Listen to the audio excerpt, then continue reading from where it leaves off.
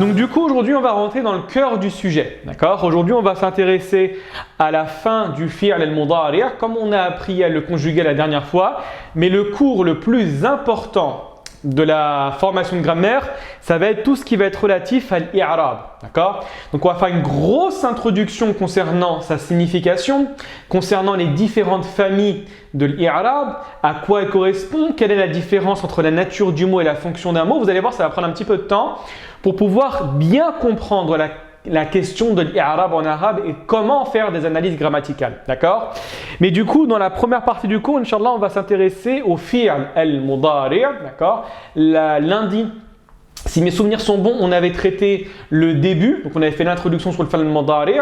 Ensuite, on avait dit que il y avait un changement qui s'opérait au début, un changement qui s'opérait à la fin et que également il y avait des modifications qui étaient de vigueur au centre du mot, d'accord, sur la deuxième lettre de la racine. Je vous avais expliqué ça en détail. On avait dit également qu'il fallait obligatoirement introduire le fi'l al-mudari' avec l'une des 4 lettres suivantes. Le alif ou le hamza, le noun, le ya et le ta. On avait dit que pour le alif avec le a, c'était uniquement pour ana. Le noun uniquement pour nahnu. Ensuite, on avait dit qu'à chaque fois qu'on s'adressait à une personne, on va introduire le verbe avec un ta, anta taf'alu, anti taf'alina, antuma taf'alini, etc. Et que la règle générale nous disait que dès lors qu'on parle d'une personne qui est absente du dialogue, ce sera avec le ya, sauf exception. Donc aujourd'hui, on va s'intéresser à la 3e personne, d'accord? Donc à chaque fois que la personne va être absente du dialogue. Très bien, commençons. Donc le verbe à l'inaccompli, on avait dit qu'en arabe il s'appelait al-fi'l al-mudari'. D'accord? On avait expliqué également à quoi faisait référence al-mudari'. On a dit que c'était le verbe qui ressemblait. Le verbe qui ressemblait à quoi? Alors, un instant, je laisse les personnes rentrer directement. Les personnes, alors, voilà. Voilà. Le verbe, excusez-moi, qui ressemble au ism en fonction de la terminaison de ce dernier. Très bien. Donc là, on va s'intéresser au damir, au pronom du ra'ib, c'est-à-dire la 3e personne. Donc on va avoir huwa, hiya, huma 2 fois. Pourquoi? Parce qu'il y aura un huma masculin et un huma féminin. Et enfin, il y aura hum et hun. D'accord? Donc ça nous fait 6 pronoms. À chaque fois, il faudra connaître la conjugaison dans les détails. Donc huwa, 3e personne au masculin, singulier. Ce sera huwa yaf'alu. Donc comme je vous ai dit, regardez bien. La règle vous dit qu'on va introduire le verbe avec une des 4 lettres, anaitu, le alif, le noun, le ya ou le ta. Et quand c'est absent du dialogue, ce sera un ya. Donc on va dire huwa yaf'alu. Avec le verbe kasara yaksiru, on va dire huwa yaksiru. Yaq'udu, yaktubu, yaqra'u, yashrabu, etc. Donc on commence toujours avec un ya. D'accord? C'est important. Il faut bien le garder en tête. Par contre, pour le hiya, vous allez voir qu'on va déroger à la règle. D'accord? Là, on ne va pas commencer par un ya, on va commencer par un ta. On va dire hiya taf'alu. Et il est là le problème. Pourquoi? Parce que quand vous réfléchissez bien, le taf'alu est déjà utilisé en arabe. On dit anta taf'alu et on dit hiya taf'alu. Donc à votre avis, comment on va différencier entre le anta taf'alu et le hiya taf'alu dans une phrase? Qui a une idée?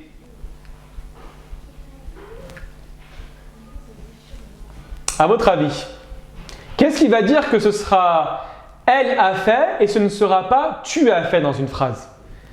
Il y a un élément extrêmement important à déterminer. Qui a une idée? Exactement, Ahsanti, très bien.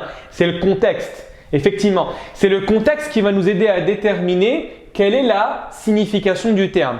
Donc si je vous dis par exemple, je parle à quelqu'un, je dis taktubu dars bil lughati al-arabiyya. Donc ici on comprend que c'est toi, tu écris le cours en langue arabe. Mais si je vous dis par exemple taktubu samiratu ad-dars bil lughati al-arabiyya, Samira écrit le cours en langue arabe, donc on sait que le taktubu hiya fait référence à hiya. D'accord? Donc ça c'est important à déterminer le contexte. Donc on va voir huwa yaf'alu et hiya taf'alu. D'accord? Donc gardez bien en tête que le féminin en général il va débuter par un ta à la troisième personne. On continue. Maintenant on va passer au muthanna. Donc on a le duel. On va avoir deux masculins, on va avoir deux féminins. D'accord?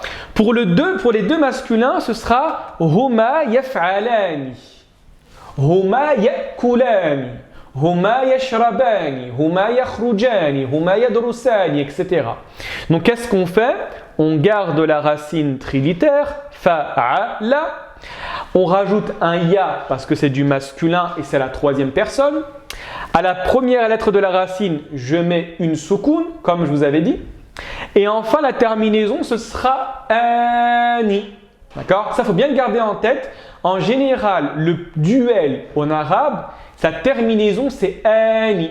Donc, s'il y a un mot que vous ne comprenez pas bien et vous voyez qu'à la fin, il y a ani, dites-vous qu'il y a énormément de probabilités que ce soit un duel. D'accord? Je dis waladani. Ah, walad, je connais le terme. Ani, je sais que c'est du pluriel, c'est du muthanna, donc ça veut dire les deux enfants. Madrasatani, hasubani, hatifani, etc. Donc ça aide énormément. Donc on a huma yaf'alani.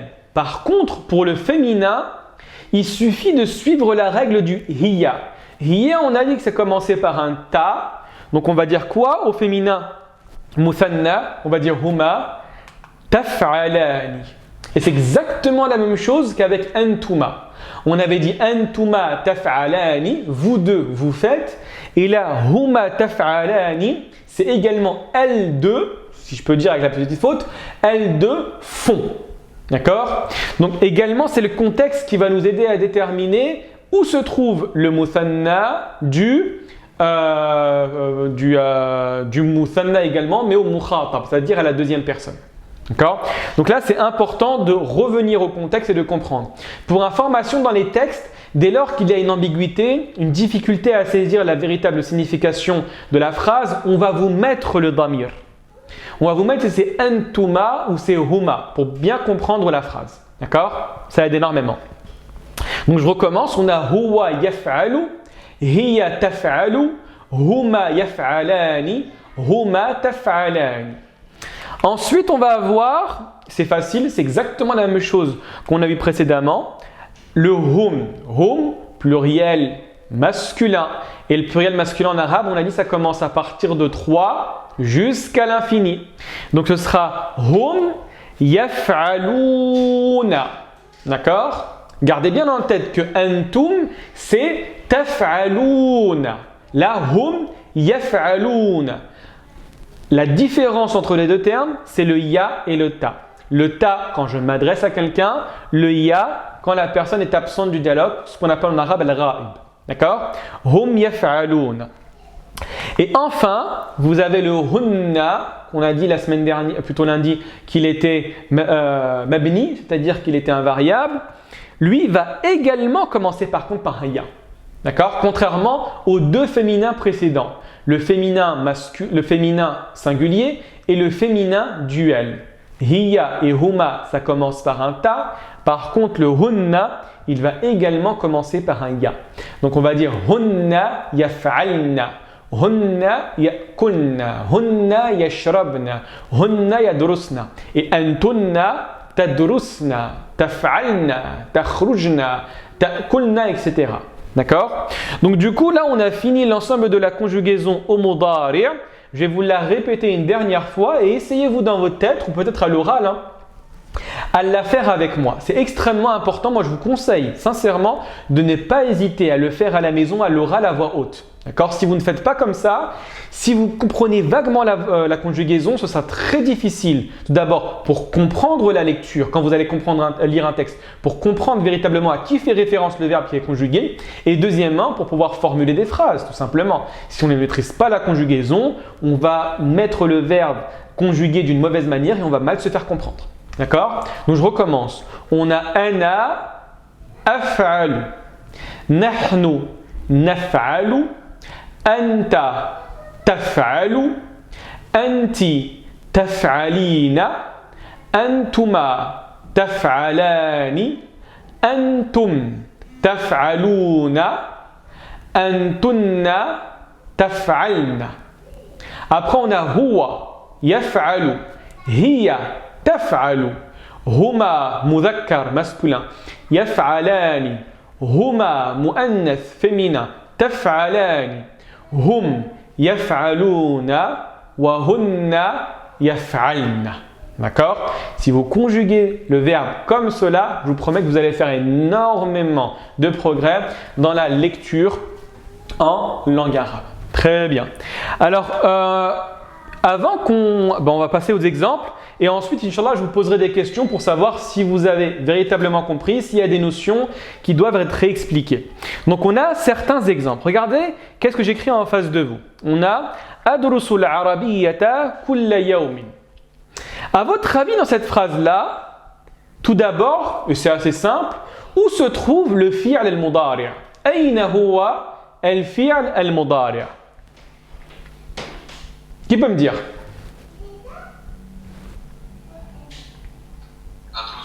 Exactement. Adrusu, c'est le fi'l al-mudari'.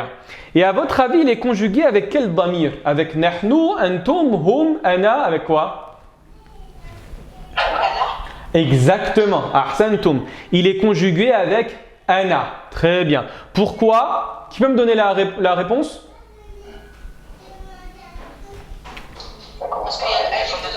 Exactement, parce que ça commence par un alif. D'accord? Donc le fait que ça commence par alif, on sait que c'est conjugué avec ana. Et regardez bien ici.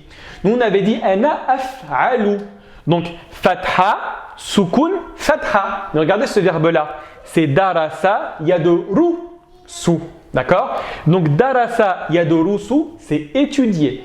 Et lundi, si je me souviens bien, une personne m'avait demandé, mais est-ce que il y a une technique pour connaître la haraka du milieu? Et moi, je vous ai dit qu'il y a pour certains verbes une technique, mais en général, il fallait apprendre par cœur. Et je vous avais également dit que certains verbes acceptent différentes harakat. Et l'exemple, c'est celui-là. Vous avez darasa yadrusu pour dire étudier. Mais si vous dites darasa yadrasu avec une fatha, ici le sens est totalement différent. Ça veut dire battre le blé. Vous voyez ce que je veux dire ou pas quand vous avez récolté le blé et vous le tapez? Eh bien c'est ça, c'est darasa yadrasu. Donc du coup là le sens est totalement différent, raison pour laquelle vous devez être extrêmement précis dans la conjugaison du verbe, sinon on ne vous comprendra pas. Ça va pour ça tout le monde? La racine trilitère est toujours la même, c'est toujours darasa. Exactement, la racine trilitère est toujours la même. Mais des fois il y a ce qu'on appelle en arabe al-alfaz al-mushtaraka. Al-alfaz al-mushtaraka, ce sont des mots polysémiques, c'est-à-dire qui vont avoir plusieurs significations. D'accord? Et donc là, c'est le contexte qui va déterminer le véritable sens de la phrase. Ici, vous voyez bien que si j'enlève toutes les harakat et je vois adrusul arabiyyata kulla yawm, vous allez obligatoirement comprendre que le verbe darasa, ça veut dire étudier et non pas battre le blé. Pourquoi? Parce que le contexte dit que l'arabe tous les jours. Donc j'étudie la langue arabe tous les jours. D'accord? Le contexte aide énormément le contexte. Et pour information, ça c'est une règle qu'on voit également dans le Coran. Imaginez que dans le Coran, vous avez un mot polysémique, ce qu'on appelle lafz mushtarak. Comment vous allez l'interpréter? Et ça va diverge énormément. Certains vont dire qu'on est dans l'obligation de faire ce qu'on appelle en arabe tarjih, c'est-à-dire donner un avis prépondérant, tranché sur la question. Et l'imam al-Shafi'i vous dit le contraire. Vous dit qu'on va interpréter le sens avec toutes les possibilités que le terme contient. Donc du coup, la vision de l'imam Shafi'i est beaucoup plus large que celle de la majorité dans les al-alfaz al-mushtaraka. D'accord? Très bien, on continue. Je vous donne un deuxième exemple. Ya'kuluna fil mat'ami ba'da ad-darsi. Ah, ici, tout d'abord, où est le verbe? Ayna al-fi'l al-mudari'?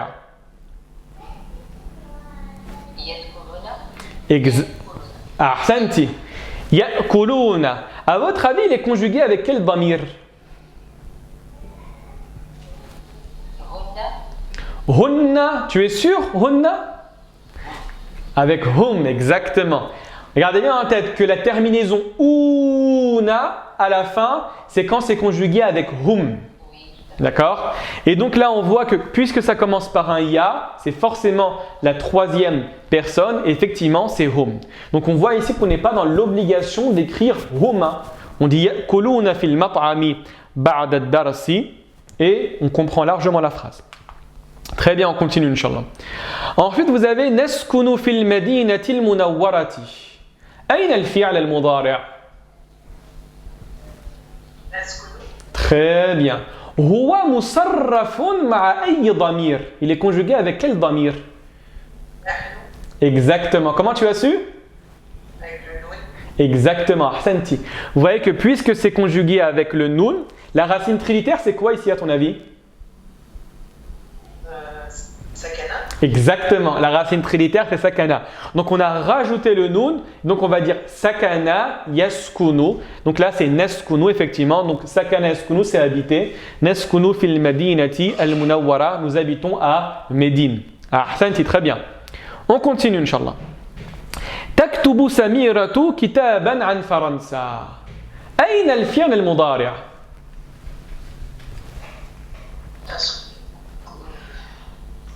Comment? Tak. Exactement, taktubu. Maintenant, faites attention. Quel est le damir qui est utilisé pour conjuguer le verbe? À votre avis? Hiya. T'es sûr, hiya? Anta ou hiya? Anti. Il y a anti, hiya ou il y a anti, hiya ou anti. Non, anti, hiya ou anta. C'est quoi la bonne réponse? Hiya, parce que c'est Samira. Exactement, ahsant. Regardez bien ici, vous avez le contexte, hein, vous avez l'élément qui vous donne la réponse. Donc en fait, qui est-ce qui écrit? C'est Samira. Donc Samira, si on le remplace par un pronom, par un damir, ce sera forcément hiya. Ça renvoie à un féminin singulier. Donc c'est pas anta. Donc c'est obligatoirement hiya. D'accord? Donc ici, qu'est-ce qu'on en déduit? On en déduit que dès lors que le verbe va être conjugué avec huwa ou hiya, on a la possibilité de mentionner ce qu'on appelle le fa'il, c'est-à-dire le sujet juste après le verbe. Mais avec anta, c'est impossible de mentionner le fa'il juste après. On ne peut pas dire en français tu sors, regardez, tu sors, virgule, Mohammed de la maison. Et le Mohammed, ça renvoie au tu. C'est pas possible en français de faire ça. Vous voyez ce que je veux dire ou pas? C'est pas possible. Et bien là, c'est exactement la même chose. Si je conjugue le verbe avec anta en arabe, je ne peux pas mettre celui qui a réalisé l'action. Donc obligatoirement ici, ce sera hiya. Donc taktubu samiratu kitaban an Faransa. Très bien. Est-ce que ça va pour ça tout le monde? Est-ce que quelqu'un a besoin que je réexplique certaines notions dans le fi'l al-mudari'? Ou ça va? Sincèrement. Ça va pour tout le monde? Très bien. Donc du coup, Inch'Allah, on va commencer la question de l'analyse grammaticale. Et vous allez voir que la question de l'analyse grammaticale n'est pas évidente. C'est pas évident dans le sens, comme je vous avais dit lundi, c'est des notions qui sont toutes nouvelles, qu'on n'a pas l'habitude de connaître en français. Et donc du coup, ça nous demande de faire confiance au professeur à 100%. Je vous promets, il faut vraiment me faire comprendre. Quand je vous dis que ça va signifier cela, qu'il faut le comprendre de cette manière-là, faites-moi confiance. Après, au fur et à mesure, dès lors qu'on comprend les grands éléments, les grandes notions, et bien là, on pourra rentrer un peu plus dans le détail. Mais initialement, il faut vraiment me faire confiance quand je vous dis « vous devez comprendre cela comme ça ». D'accord? Ça, c'est vraiment très important avant de rentrer dans les détails. Donc, vous allez voir qu'il faut également s'habituer à maîtriser un certain vocabulaire et comprendre la mentalité arabe. La mentalité du grammairien arabe quand il veut analyser les termes de la langue arabe. D'accord? Donc, tout d'abord, ce qu'il faut savoir, c'est que le terme d'Arabe, on va commencer par le définir. En français, on a un terme, c'est l'analyse grammaticale. En arabe, c'est l'I'rab. Mais vous allez voir que l'I'rab, initialement, ne fait pas référence à une analyse grammaticale. Il fait référence à autre chose qu'on va définir. Ensuite, tout le vocabulaire que je vais vous donner, vous n'avez pas, pour aujourd'hui, après peut-être vous pouvez me demander, mais aujourd'hui, ne me demandez pas la signification. Vraiment, ne me demandez pas la signification. Pourquoi? Parce que je pense que ça va plus perturber qu'autre chose. Comprenez le terme exactement comme je vous le dis. Ensuite, vous allez réaliser quelques exercices. Et quand vous avez réalisé l'exercice, réaliser les exercices, vous allez pouvoir me poser la question pour pouvoir rentrer en profondeur. Mais faites attention, ne me posez pas de questions sur la signification du terme, une signification qui sortirait du domaine de la grammaire. Je vais vous la donner des fois, mais pas tout le temps. Très bien. Donc la première des choses, c'est at-ta'rif. At-ta'rif, c'est la définition du terme de l'i'rab. En arabe, l'i'rab signifie l'éclaircissement, la manifestation et l'explication. Effectivement, quand je dis en arabe par exemple a'raba hadha ar-rajul amma fi damirihi, c'est-à-dire que cette personne a expliqué ce qu'elle comprenait, ce qu'elle a dans sa tête. D'accord? Ou quand le prophète sallallahu alayhi wa sallam dit al-thayyibu tu'ribu an nafsiha, c'est-à-dire que la femme qui a déjà été mariée va manifester son amour, qui va manifester la personne avec qui elle désire se marier directement. Donc littéralement, a'raba yu'ribu, i'raban, ça veut dire le fait de manifester, d'éclaircir une notion, un élément abstrait pour pouvoir le rendre extrêmement clair. Donc quand en fait je fais l'analyse grammaticale d'une phrase, c'est que je vais donner des éléments pour pouvoir définir, tiens, dans la phrase, qui fait l'action, qui subit l'action, ce mot renvoie à quel terme, à quoi correspond ce terme-là, pourquoi ce terme a été précis. Donc en fait, j'essaye à travers, vous allez voir un outil lié au harakat, de donner un rôle à chaque terme dans le mot et de l'analyser par la suite. D'accord? Donc le terme de i'rab fait référence à cela. Ensuite, on va commencer avec la première introduction avant de rentrer dans le vif du sujet. La première des choses à savoir, c'est qu'il faut faire une différence entre la nature du mot et sa fonction. Ça, c'est la chose par laquelle énormément de personnes, dès lors qu'ils ne la maîtrisent pas, tombent dans l'erreur. Confondre entre la nature, l'origine d'un mot, d'accord, et sa fonction, son rôle dans la phrase. Donc on va essayer de donner quelques exemples pour bien faire la distinction entre le rôle, fonction, et la nature et l'origine. D'accord? Commençons tout d'abord avec la phrase suivante. Regardez bien. Shariba al-walidu al-qahwata fil mat'ami. Est-ce que tout d'abord vous avez tous compris la phrase? Shariba. Fahimna ma ma'na shariba. Wow. Très bien. Al-walidu. Ma ma'na al-walidu? L'enfant. L'enfant. Non. Petit garçon. Non. Le père. Exactement, c'est le père. Faites attention à ne pas confondre. On a al-waladu, al-walad, sans aucune prolongation, ça fait référence à l'enfant. Mais ici, on a al-walidu. Donc c'est ism al-fa'il qu'on avait étudié la semaine dernière, c'est-à-dire celui qui fait l'action. Walada, c'est engendré. D'accord? Comme dans le Coran, Dieu dit lam yalid wa lam yulad. Il n'a pas engendré, il n'a pas été engendré. Donc celui qui fait l'action d'engendrer, littéralement, c'est le père biologique, c'est le géniteur. D'accord? Donc al-walid, c'est le papa, c'est le père. D'accord? Le père biologique. Al-qahwata. Ma ma'na al-qahwa? Ma'rouf, hein? Café. Le café, fi al-mat'am. Ma ma'na kalimat al-mat'am? Non, al-mat'am, McDonald's, Quicks, les Fouquettes, etc. Ma ma'na al-mat'am? Le restaurant. Ah, ahsanti. Donc là, on a une phrase de base. Hein. On a une phrase de base. Shariba al-walidu al-qahwata fil mat'ami. Vous l'avez tous comprise. La première chose qu'on va faire, c'est qu'on ne va pas s'intéresser au rôle des mots dans la phrase. On va s'intéresser à la nature des mots dans la phrase. Et vous allez voir qu'en mettant en avant la nature des mots dans la phrase, je vais vous dire que tout ce qu'on a fait n'aura servi à rien. Pourquoi? Parce que la grammaire ne s'intéresse pas à la nature. La grammaire. L'I'rab ne s'intéresse pas à la nature. L'I'rab ne s'intéresse uniquement qu'aux fonctions du mot. Donc là, on va s'intéresser à la nature. Je vais vous donner les éléments pour pouvoir déterminer la nature d'un mot, mais qu'on ne va pas utiliser. Regardez bien. Donc tout d'abord, la nature.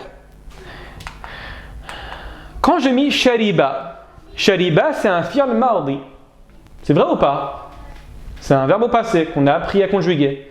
Ana sharibtu, nahnu sharibna, anta sharibta, etc. Donc shariba, fi'l mardi. Tout simplement. C'est un élément qui ne changera jamais. Le verbe shariba, écrit de cette manière-là, sera toujours, quoi qu'il se passe, dans n'importe quelle phrase, un fi'l mard. Donc un verbe au passé. Ensuite, on va avoir le terme de al-walid. Al-walid, c'est ce que je vous ai dit. C'est un ism al-fa'il. D'accord? Ism al-fa'il, littéralement, le mot qui a fait l'action. Quoi qu'il se passe dans n'importe quelle phrase en langue arabe, de la première à la dernière, le terme de al-walid écrit de cette manière-là sera toujours un ism al-fa'il. Il ne changera jamais. Et c'est pas ça qu'on regarde dans l'arabe. D'accord? Je continue. Vous avez le terme de fi. Le terme de fi, c'est une harf al-jar, une petite particule. Effectivement, si quelqu'un peut couper les micros, ouais, si vous pouvez couper les micros, ça ne vous dérange pas. Donc, alors, un petit instant, je vais couper les micros directement. C'est plus simple. Voilà. Très bien. Donc, on a ensuite le terme de fi. Fi sert à quoi? C'est une harf jar, c'est-à-dire une particule pour pouvoir créer une phrase légèrement plus longue. D'accord? Une préposition pour dire ça en français. Quoi qu'il se passe, le terme de fi, dans toutes les phrases de la langue arabe, fi sera toujours écrit de cette manière-là, une harf jar. D'accord? Très bien. Donc ça, c'est la nature. Donc avec la nature, on regarde l'origine et la nature du mot, à l'image de celle de l'homme. Pour vous faciliter la chose, comprenez de cette manière-là. En français, je peux dire que par exemple, cette personne est un maghrébin, c'est un africain, c'est un européen, c'est un homme ou c'est une femme. Ça ne va jamais, jamais, jamais, jamais, jamais changer. Tu ne pourras, si tu es né maghrébin, quoi qu'il se passe, et je ne parle pas ici des nationalités, je vous parle véritablement de la position géographique. Tu ne pourras pas changer. Tu seras toujours un maghrébin. Même si tu habites aux États-Unis, même si tu habites en Europe, même si tu habites au pôle Nord, même si tu habitais sur Mars, tu seras toujours un maghrébin. Tu seras toujours un Africain. Tu seras toujours un Européen. Tu seras toujours un homme ou une femme. C'est intrinsèque à ta nature. C'est toi. D'accord? Donc quand on parle de la nature du mot, c'est l'élément qui ne va jamais, jamais, jamais changer. Exactement comme je vous ai mentionné au préalable. D'accord? Le terme de fi, ce sera toujours une harf. Le terme de l'walid, ce sera toujours ism al-fa'il. Le terme de juste avant, j'avais mis quoi? Excusez-moi, j'ai oublié. Le terme de shariba, ce sera toujours un fi'l al-mard. D'accord? Comme j'ai dit en bas, la nature ne change jamais. D'accord? La nature ne change jamais. Maintenant, on va s'intéresser à la fonction. Et c'est l'élément qui va nous aider à déterminer la fonction grammaticale. C'est sur cet élément qu'on s'intéresse. On s'intéresse sur cet élément-là. Avec la fonction, on regarde le rôle du mot dans la phrase. Avec la fonction, on regarde le rôle du mot au sein de la phrase. Donc regardez bien. Là, on va s'intéresser à regarder la phrase et dire, mais qui est le mot qui fait l'action dans cette dernière? Le mot qui fait l'action, je suis dans l'obligation de le déterminer, de savoir où il se trouve. D'accord? Lui, on va l'appeler fa'il. C'est un exemple que je vous donne ici. On va également trouver celui qui va subir l'action, qu'on va appeler maf'oulun bihi. En français, en général, c'est le COD et c'est le COI. C'est celui qui va répondre à la question quoi, qui, à quoi, à qui. J'ai mangé quoi? J'ai mangé du pain. J'ai vu qui? J'ai vu mon père. J'ai volé la pomme à qui? J'ai volé la pomme à mon père, etc. Donc tous les compléments qui vont venir après le verbe, ce seront en arabe pratiquement tous des maf'oulun bihi. Donc on voit bien que dans une phrase, un mot va forcément faire une action et généralement on va trouver un mot qui va subir l'action. D'accord? Ce ne sont pas des éléments qui vont toujours être fixes sur un terme. Non, c'est des éléments qui vont varier. Dans une même phrase, je peux avoir un mot qui va être fa'il, sujet, et peut être également maf'oulun bihi. Je vous dis par exemple, l'enfant a mangé un chien et le chien a mangé l'enfant. Dans la même phrase, à un moment, l'enfant est le sujet et à un moment, il est COD. Et le chien, à un moment, est sujet et à un moment, il est COD. Donc, du coup, le mot change en fonction de la fonction. D'accord? Et donc là, la fonction, ce qu'il faut savoir en arabe, et c'est là l'élément déterminant, c'est que la fonction en arabe est donnée par la haraka. Regardez bien. En français, quand je dis « l'enfant a frappé le chien », d'accord? L'enfant a frappé le chien. Vous êtes d'accord avec moi que celui qui a fait l'action, à savoir le sujet, c'est l'enfant. Est-ce que tout le monde est d'accord avec moi pour l'instant? Oui. Très bien. Celui qui a subi l'action dans cette phrase-là, qui a subi les coups, c'est qui? C'est le chien. Et donc en français, c'est l'ordre qui va déterminer où se trouve le sujet et où se trouve le COD. D'accord? Parce que si je change d'ordre, je dis le chien a frappé l'enfant, ben on se rend compte que c'est l'inverse. En arabe, ça ne fonctionne pas du tout de cette manière-là. Mais vraiment pas du tout de cette manière-là. En arabe, dire celui qui a fait l'action et dire celui qui a subi l'action n'est pas du tout lié à la place dans la phrase. Elle est liée uniquement à la haraka. D'accord? Ça, c'est fondateur à saisir. Si je fais l'action, je vais avoir une harakat. Si je subis l'action, je vais avoir une autre harakat. Et c'est comme ça qu'on sait si à la fin du mot il y aura un ou, il y aura un a ou il y aura un i. C'est en fonction de cela. Est-ce que vous m'avez tous saisi par rapport à ça? Ou vous avez besoin que je réexplique certaines notions? Sincèrement. Non, c'est clair. Ça va pour ça tout le monde? Très bien. Bon, regardez, on continue, Inch'Allah. Non, Oui, dis-moi. non, j'ai pas suivi. Je recommence? Oui, s'il vous plaît. Regardez bien. On a dit quoi? On a dit qu'en arabe, pour savoir quelle est la fonction du mot, est-ce que tout d'abord tu as compris qu'est-ce que signifie le terme de fonction du mot? Oui, D'accord, c'est le rôle du mot dans la phrase. Est-ce que je fais l'action? Est-ce que je subis l'action? Etc. Et donc du coup en arabe, pour savoir qui fait l'action et qui subit l'action, on ne va pas regarder l'ordre des mots dans la phrase. C'est pas vrai. On va regarder la haraka de la fin. Je vais vous donner un exemple. Si le mot se termine par une damma, c'est-à-dire par le son ou, en général, c'est lui qui fait l'action dans la phrase. C'est ce qu'on appelle le fa'il, donc le sujet. Mais si le mot se termine par une fatha, ça veut dire qu'il est un maf'ulun bihi, et donc ça veut dire qu'il est COD et donc qu'il subit l'action. Je vous donne un exemple tout simple. Je vais mettre akala, al-waladu, al-khubza. D'accord? Ici, c'est le enfant qui a mangé le pain. Vous êtes d'accord avec moi ou pas? oui. Pourquoi c'est l'enfant qui a fait l'action et ce n'est pas le pain qui l'a fait? Parce que ça a fini par une damma. Exactement, parce que ça finit par une damma. Et comment vous savez que c'est le pain qui a subi l'action? Parce que ça finit par une fatha. Exactement, et c'est que ça. C'est que ça qui va déterminer qui fait l'action et qui subit l'action.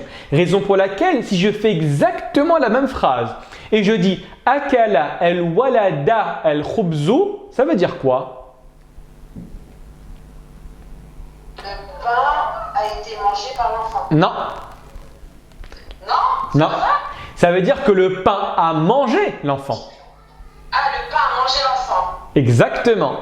Parce que là, fais attention, quand tu as dit le pain a été mangé, tu es passé de la voix active à la voix passive. Et donc là, forcément, le verbe, il faut le changer. Non. Là, le fait de dire akala al-walada al-khubzu, c'est le pain qui a mangé l'enfant. Ok, j'ai compris. Vous avez tous saisi par rapport à ça? Vous avez compris pourquoi c'est fondamental de bien mettre les harakat? On peut écrire comme ça la phrase. Comment? Parce qu'il y a une fatha sur le walada, c'est ça? Exactement. Si j'ai mis le fatha sur le walada, ça veut dire que c'est le walada qui a subi l'action.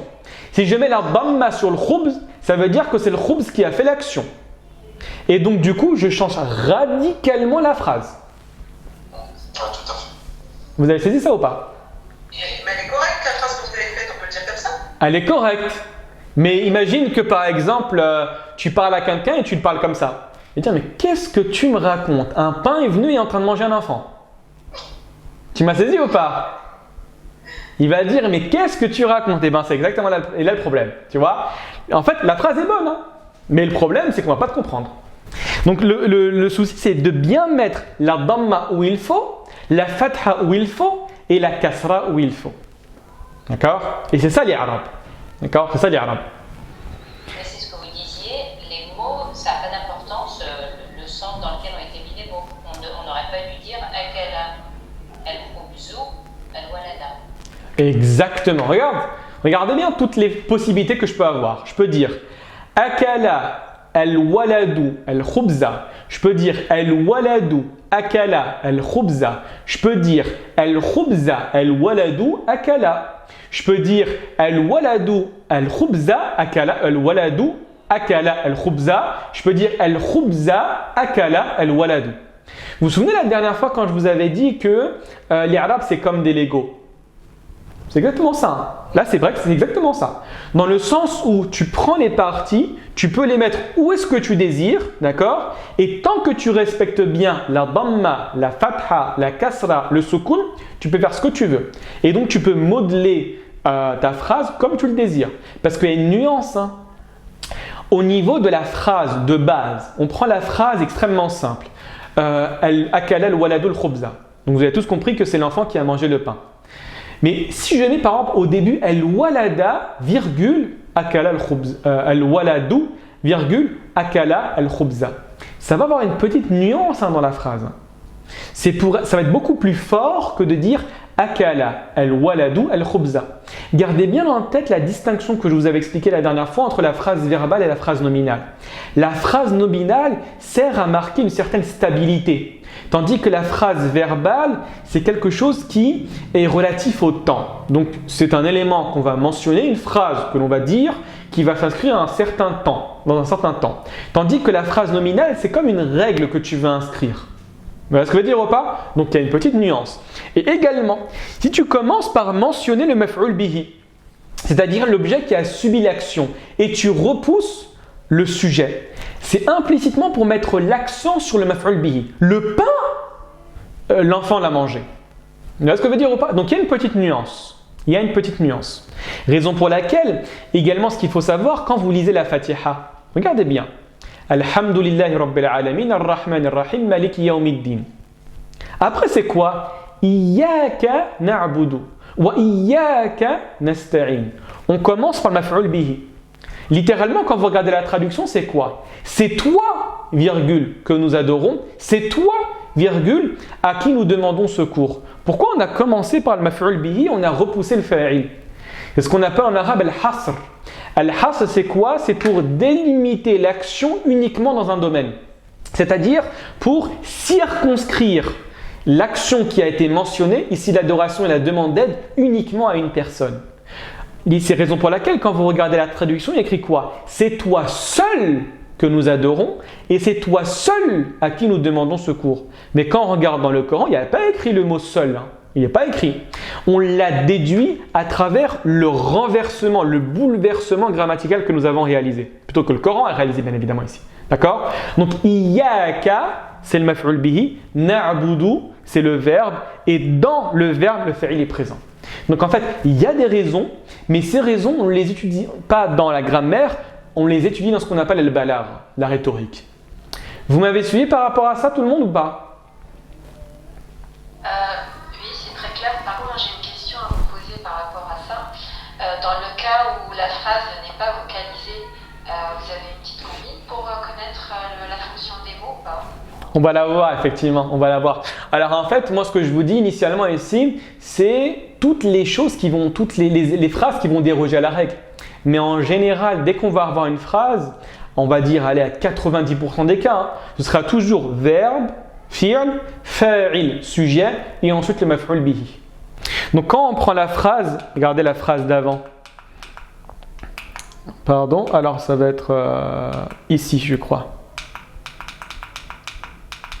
Regardez, Shariba al-waladu, c'est où? Voilà. Ah non, désolé, vous allez comprendre ce que je veux dire. Shariba al-walidu al-qahwata fil mat'ami. Là, c'est une phrase extrêmement simple en arabe, Jumla fi'liya, et vous allez voir qu'en général, hein, ça va toujours suivre cette structure-là. C'est-à-dire qu'on va commencer par le verbe, ensuite on mentionne le fa'il, celui qui fait l'action, ensuite on mentionne le maf'ul bihi, et ensuite vous avez le reste de la phrase, ce que j'appelle généralement la chantilly, hein. La chantilly dans le sens où c'est bien d'en mettre, mais ça ne sert pas à grand-chose. Et bien là, c'est un petit peu la même chose. C'est des éléments superficiels, superflus, qu'on va mentionner pour donner des informations supplémentaires, mais on peut mettre de côté. Et bien là, c'est exactement la même chose. Regardez bien. Sujet, verbe. Si je sais qu'en arabe, que le sujet, le fa'il, a toujours une damma, j'ai pas besoin de mettre la damma ici. Si je sais que le maf'ul bihi a toujours une fatha, j'ai pas besoin de mettre la maf'ul bihi. Donc du coup, en fait, le fait d'avoir énormément d'exemples, énormément de phrases écrites de cette manière-là, je sais que forcément, dès que le verbe est mentionné, le mot d'après sera le fa'il, donc il portera une damma, et le mot d'après portera une kasra.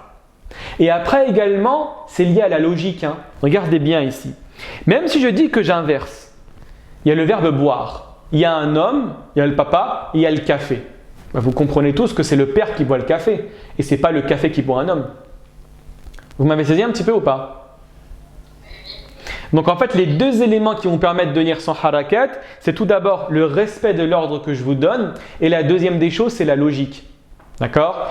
Comme vous savez ici, quand vous voyez par exemple qu'il y a par exemple le verbe daraba, al-abu al-walad. Daraba, c'est frapper. En général, qui frappe qui? C'est le père qui frappe l'enfant ou c'est l'enfant qui frappe le père? En général. C'est le père qui frappe l'enfant. Et donc du coup, qu'est-ce qui va se passer ici? C'est pas la peine de mettre les harakat. Mais si on met les harakat, c'est pour vous dire attention. Ici, il y a quelque chose de problématique. Si on vous dit par exemple daraba, et ici on met le walid et on met rien, et ici on met al-ibn. Et sur l'ibn, on met une damma pour vous dire attention, c'est l'ibn qui a frappé le père et c'est pas l'inverse.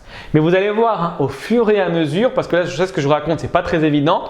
Au fur et à mesure, en voyant énormément d'exemples, vous allez voir que tout va devenir plus clair. Et c'est une question d'entraînement. Sincèrement, c'est une question d'entraînement.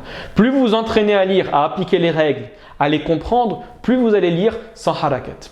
Et vous allez voir qu'après, lire avec les harakat, c'est gênant. Franchement, c'est gênant. Donc en fait, on se fie à l'emplacement des mots, c'est ça?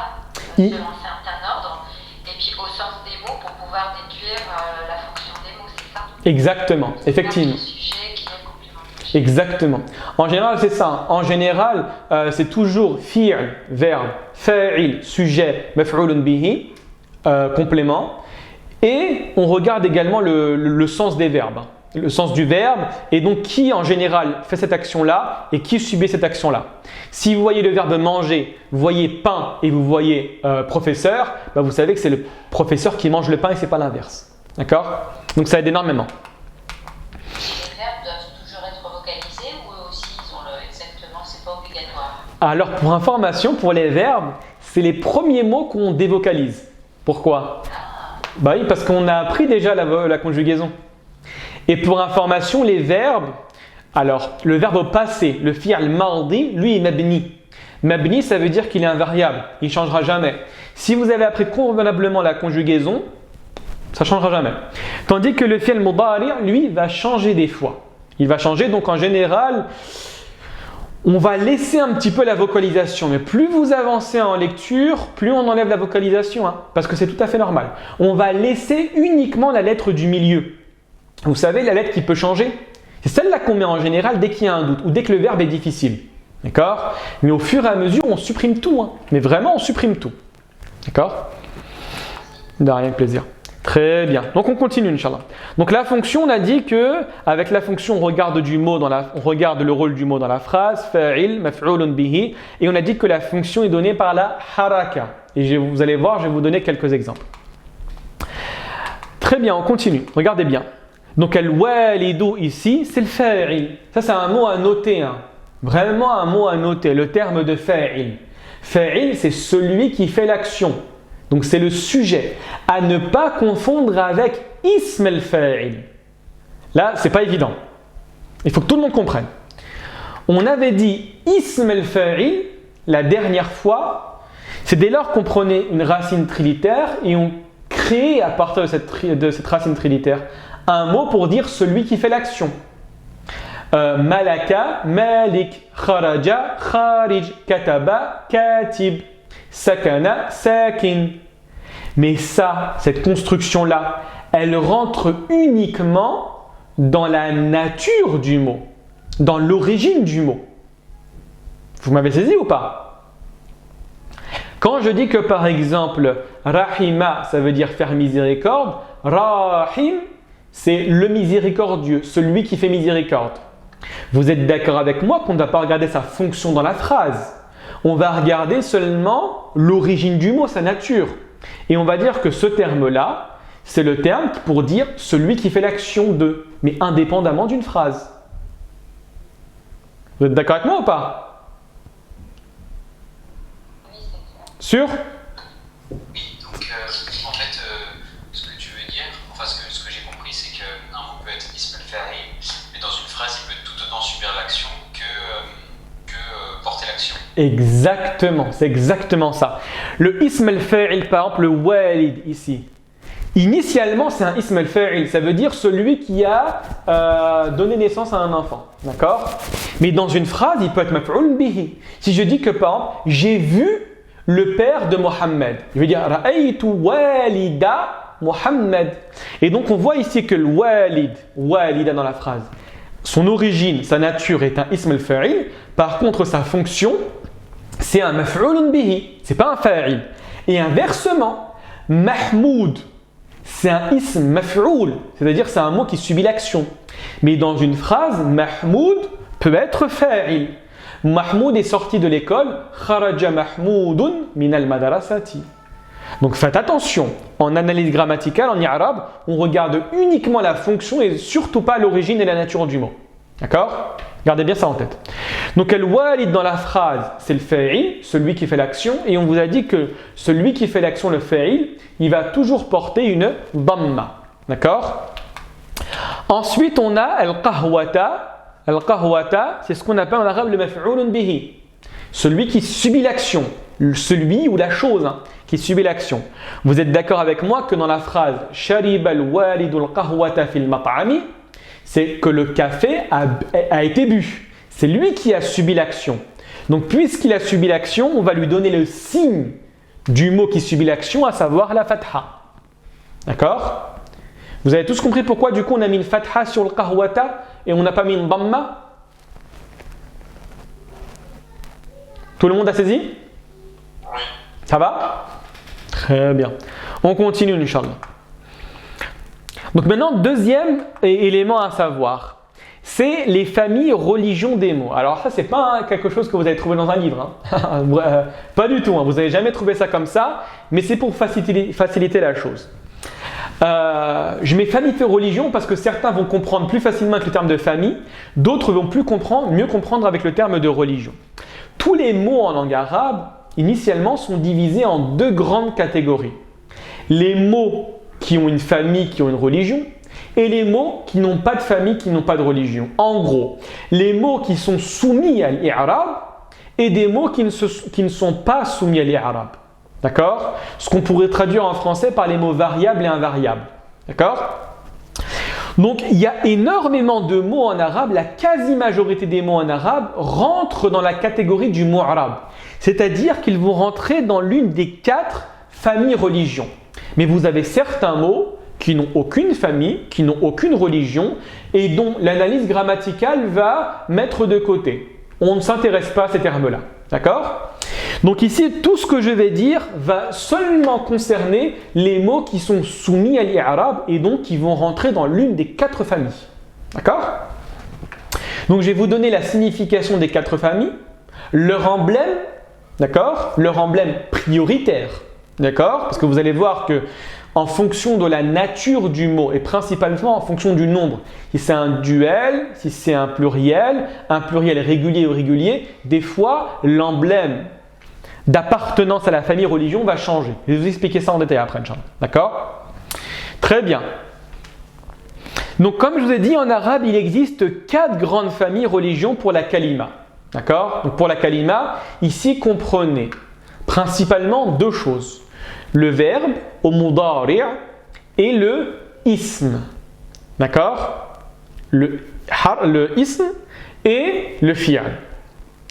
Ils vont tous, sauf exception, d'accord, qu'on va mentionner au fur et à mesure, rentrer dans l'une des quatre catégories. D'accord? Donc la première des familles religions, moi je pense, wallah alam, que c'est mieux de comprendre par religion. Imaginez que les mots, d'accord, soient comme les habitants de la terre. D'accord? Et donc tous les habitants de la terre, là, pratiquement tous vont avoir une religion, d'accord? Et certains vont refuser de rentrer dans les religions. Eux, ce seront les mots qui seront invariables, ce qu'on appelle en arabe mabni. Ici, on ne s'intéresse pas à ces termes-là. On va s'intéresser uniquement aux religieux à travers le monde, d'accord? Imaginez qu'il y a 4 grandes religions à travers le monde. La première religion, elle s'appelle marfoua. Ne me dites pas à quoi ça fait référence au terme de marfoua. Surtout pas tout de suite en tout cas. La première religion s'appelle marfoua, comme serait l'islam, le christianisme ou le judaïsme. D'accord? C'est une catégorie de mots qui vont avoir la religion marfoua.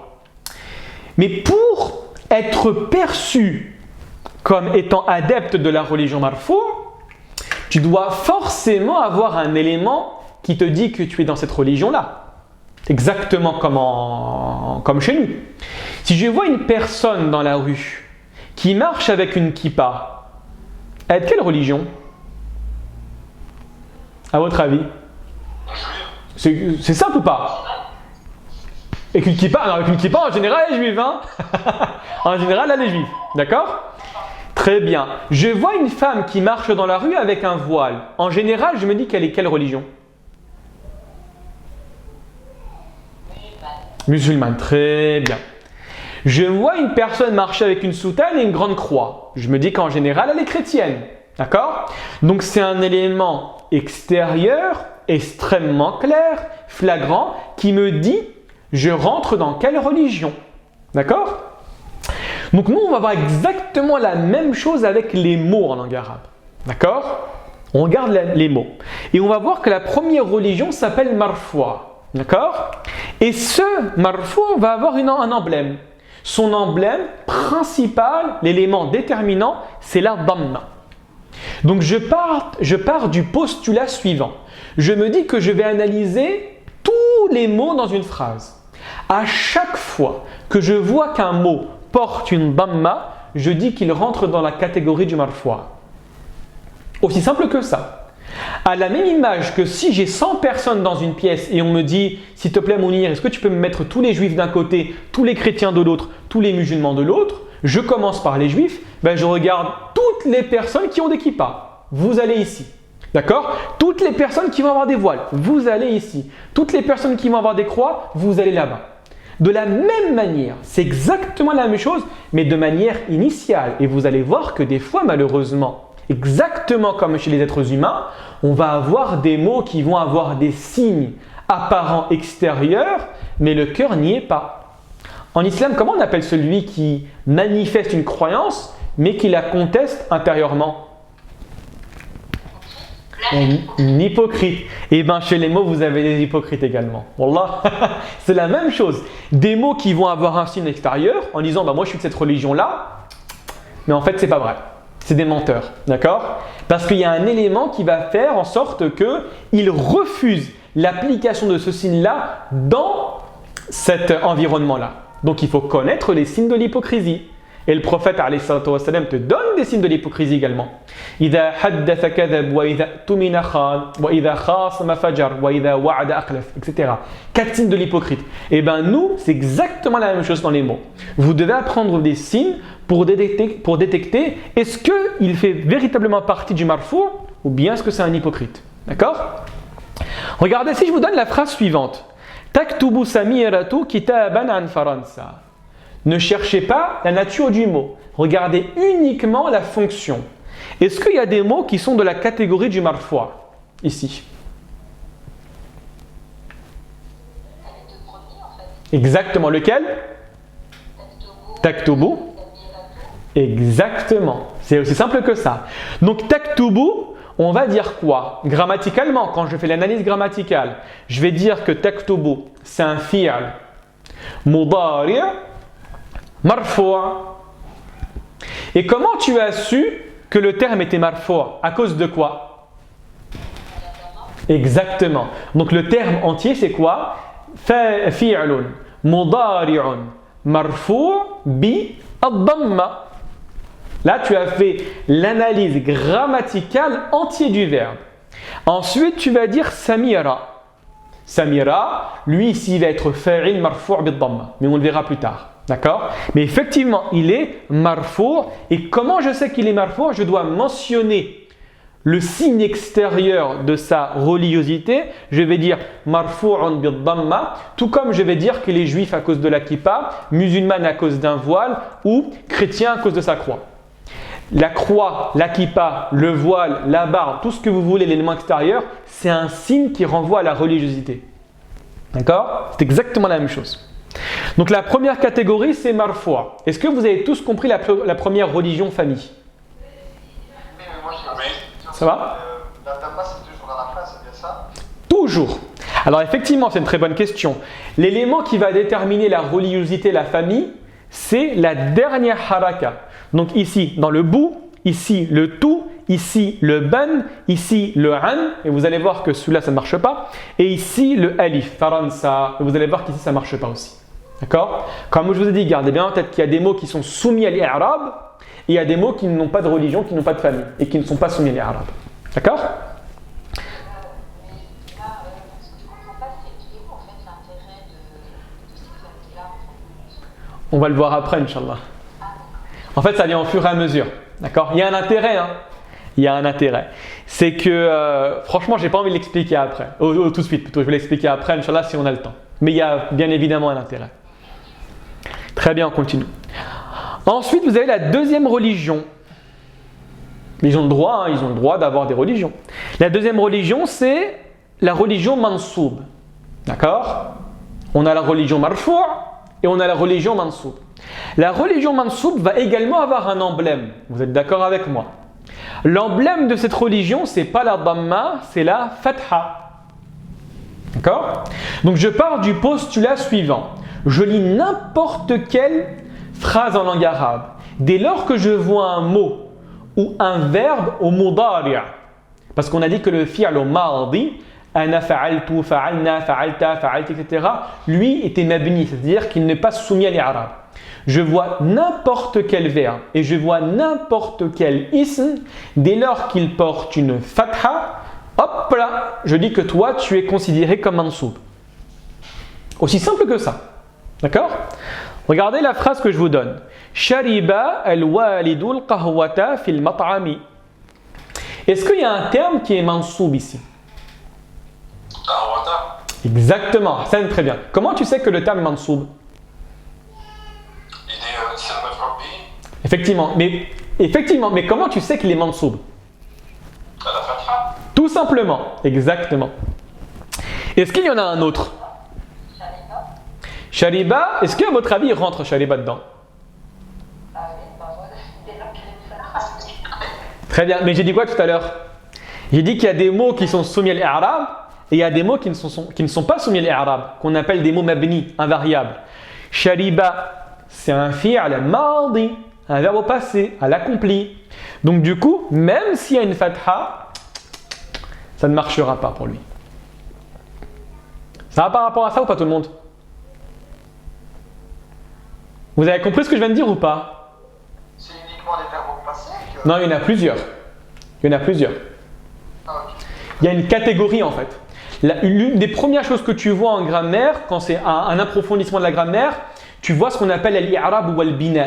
C'est-à-dire l'ensemble des catégories qui sont invariables, qu'on appelle mabni, comme les huruf al-jar par exemple, comme certains mots également qui sont mabni, comme le fi'l mardi également qui est mabni. Et le fait d'apprendre toutes ces catégories du mabni, c'est-à-dire du invariable, les mots qui ne sont pas soumis à l'i'rab, tu vas te dire par exclusion que tout le reste est soumis à l'i'rab.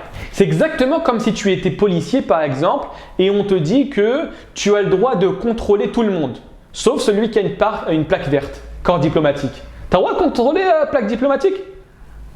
Ou tu dis, vas-y, passe. On laisse passer, hein? Bah, le policier va agir comme ça. L'analyste va agir exactement de la même manière. Lui, il va apprendre toutes les voitures qu'il n'a pas le droit de contrôler. Et en connaissant toutes les voitures qu'il n'a pas le droit de contrôler, ben, il va se dire que par exclusion, toutes ces voitures, j'ai le droit de les contrôler. Et bien là, c'est la même chose. En apprenant tous les mots qui ne sont pas soumis à l'irabe, je vais connaître tous les mots qui sont soumis à l'irabe. Parce que ceux qui sont mu'arab, c'est-à-dire variables, ils sont beaucoup plus nombreux que ceux qui refusent. C'est ça la raison. D'accord?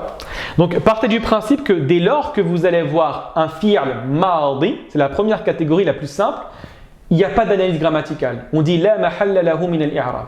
On dit non, il n'a pas de lien avec l'i'rab. D'accord? Ça va pour ça tout le monde? Très bien. On continue. Est-ce que du coup, à votre avis, on a un autre ou pas?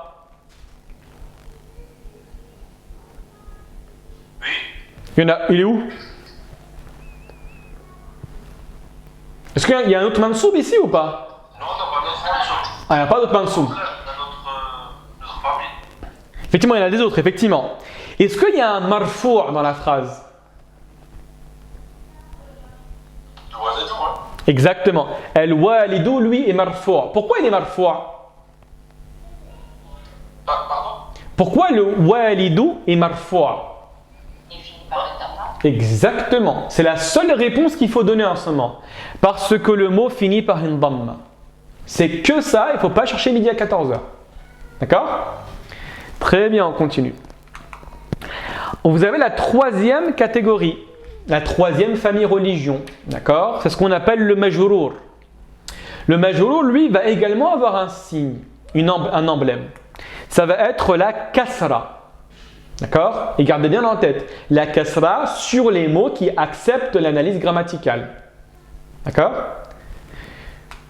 Regardez, adrusul arabiyyata ma'a samirin kulla yawmin. Ah, là on peut faire beaucoup de travail là. Est-ce que il y a un mot qui est de la religion majrour ici? À votre avis? Samirin, ouais. Exactement, samirin, pas drusu, samirin. On voit qu'il termine par une kasra. Alors gardez bien en tête que ce soit une kasra ou deux, c'est pas important. Hein. Là, on ne regarde pas du tout. D'accord? Samirin, très bien. Donc le terme est majrour. Est-ce qu'il y en a un autre? Yaoumi. Exactement, yaumin. Pourquoi? Parce qu'il termine par une E. Très bien. Ah, ça dit très bien. Est-ce que maintenant on a des mots qui sont marfou'a?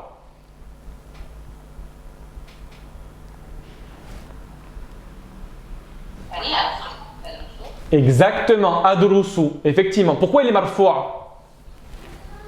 Il finit par une dhamma. Très bien, parce qu'il finit par une dhamma. Est-ce qu'il y a des mots qui sont mansoub? Arabiyya.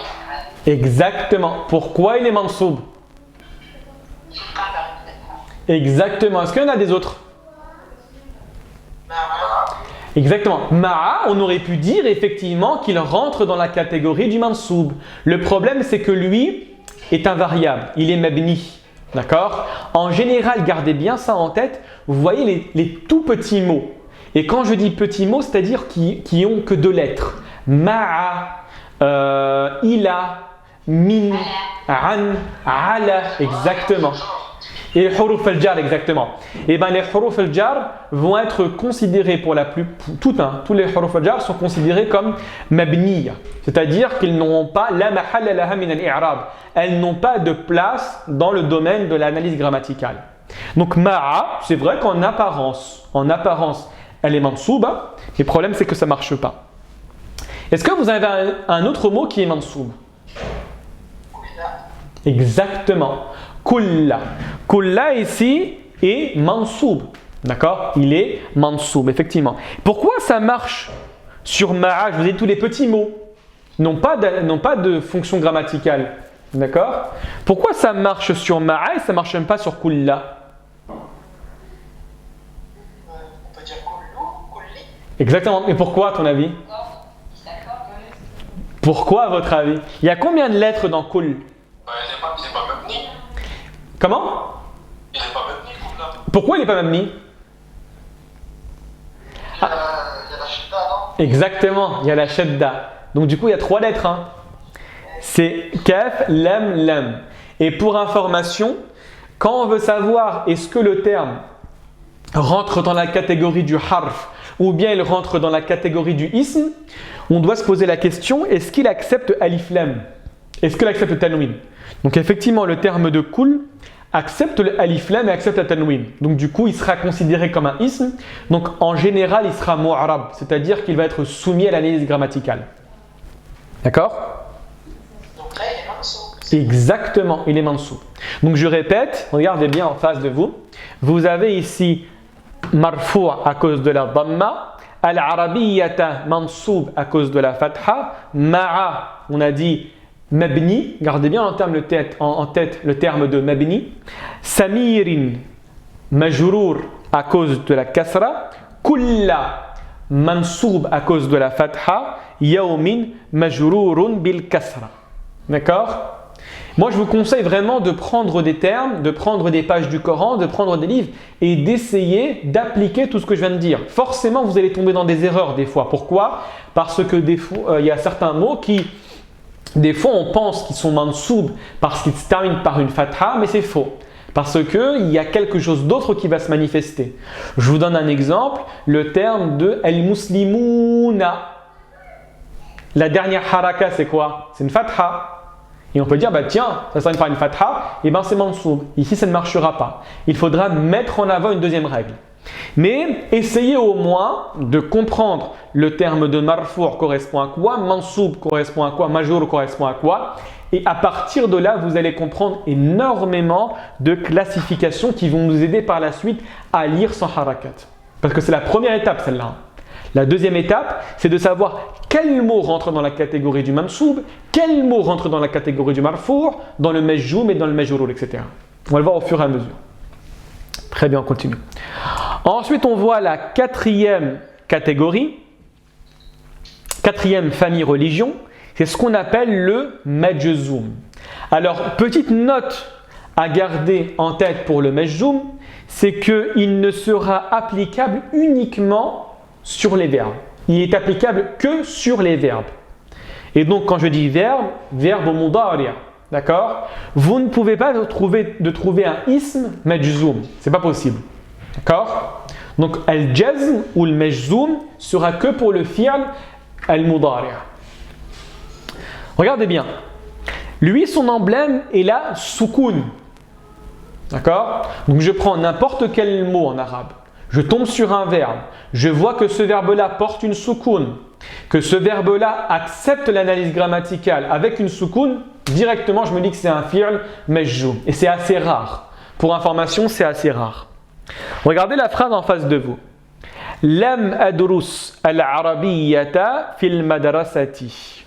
Est-ce qu'à votre avis, il y a un mot qui est majzoum ici? Comment? Adrus, exactement. Pourquoi Adrus est majzoum? Parce que c'est un verbe qui finit par une soukoun. Exactement, ahsanti. Juste avant, j'ai entendu lam. Tu vois pas? Lam, est-ce qu'à votre avis, il est majzoum ou pas? Non, genre dire non. Il est mabni plutôt, non? Exactement, lam est mabni.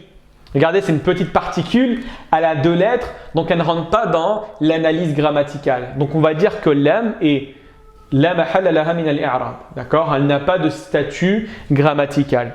Est-ce qu'il y a un mot qui est marfoua? Non. Exactement. Est-ce qu'il y a un mot qui est mansoub?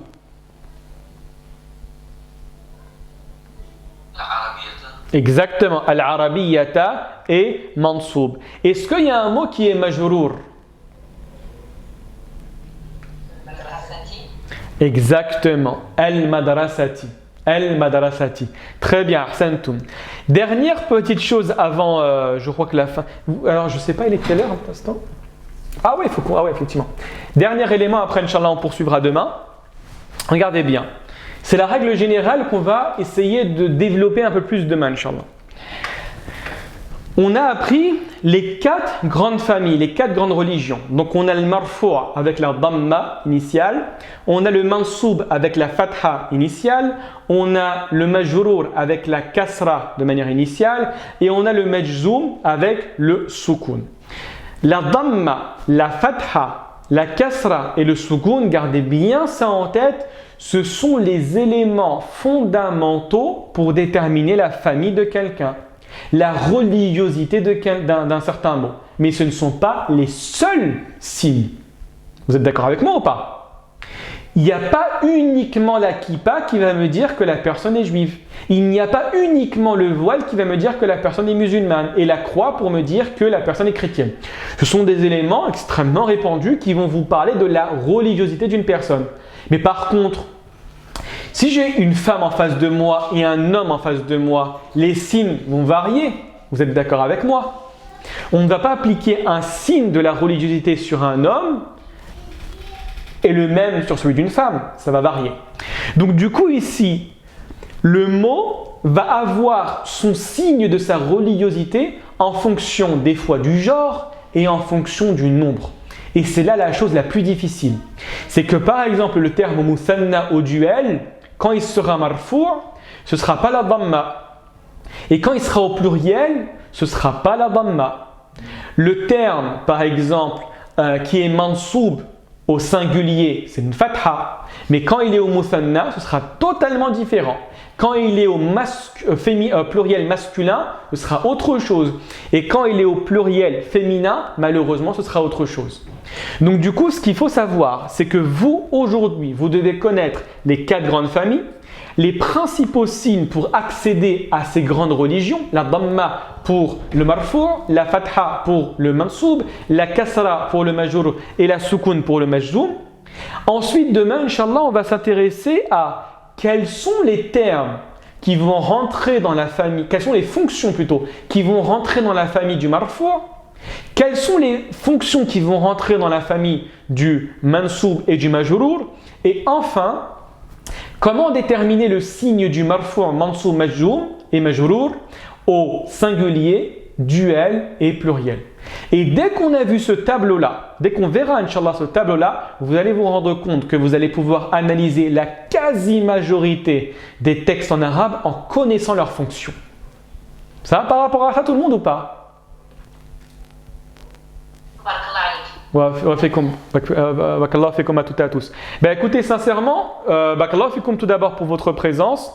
Inch'Allah, on s'arrête là. J'espère que ça n'a pas été trop difficile. C'est en général, ça demande un peu plus de temps, ça demande pas mal de concentration. Moi, je vous envoie ça, Inch'Allah, dans la foulée. Je vous envoie ça demain matin, je pense, le temps de faire le montage, etc. Et Inch'Allah, on se dit rendez-vous demain, 19h. À part si vous faites le réveillon, Inch'Allah khir. Si vous faites pensez être là demain ou pas? Oui, bien sûr. Ça va? Très bien. Donc du coup, on se dit demain à 19h. N'hésitez pas, si vous avez des questions, préparez-les en amont, d'accord? Parce que comme demain, c'est notre... Oui, dites-moi. Oui, dans la phrase « Iyaka na'budu wa iyaka nasta'in », vous avez dit en arabe, ça s'appelle « al-hasr ». Al-hasr, effectivement, ouais. Al-hasr. Al-hasr avec un sad. Ah, d'accord. C'est non, avec un sad. Al-hasara. Al-hasr ou al-qasr. Ça s'appelle comme ça. C'est quand en fait on va évoquer, par exemple, avec le terme de innama, pour mettre l'action seulement sur une personne. Donc en fait, on va dire que taqdim al-maf'ul bihi, le fait d'avoir avancé le maf'ul bihi, yufidu al-hasra wal-qasr. Il va impliquer la notion de hasr, la notion de circonscription d'une action. On va seulement limiter une action à une personne. D'accord? Ouais, jazak, avec plaisir. Et donc du coup, Inch'Allah, demain on verra la catégorie, on essayera de lire un texte, on va faire pas mal d'exercices demain pour voir qui est mansoub, qui est marfou', qui est majrour, qui est majzoum, et ça va vous aider à avoir les premiers pas dans la grammaire, Inch'Allah. Ça va par rapport à ça tout le monde?